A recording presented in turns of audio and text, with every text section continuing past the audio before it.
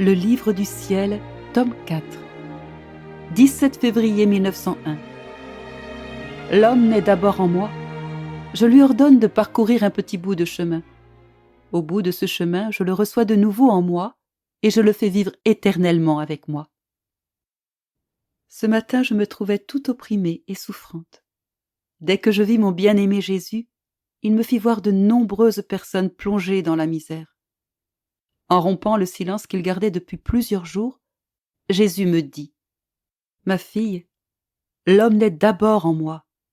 C'est ainsi qu'il porte en lui l'empreinte de la divinité. Quand il sort de moi pour être placé dans le sein maternel, je lui ordonne de parcourir un petit bout de chemin.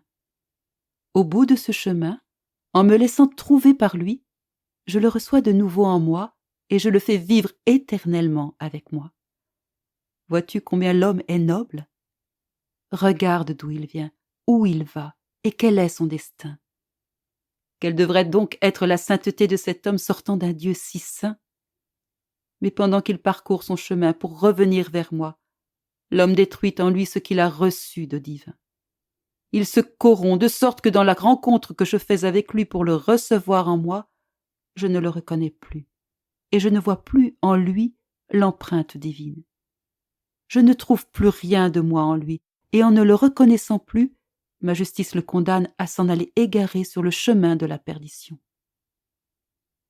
Comme il était émouvant d'entendre Jésus parler de cela. Que de choses il me faisait comprendre.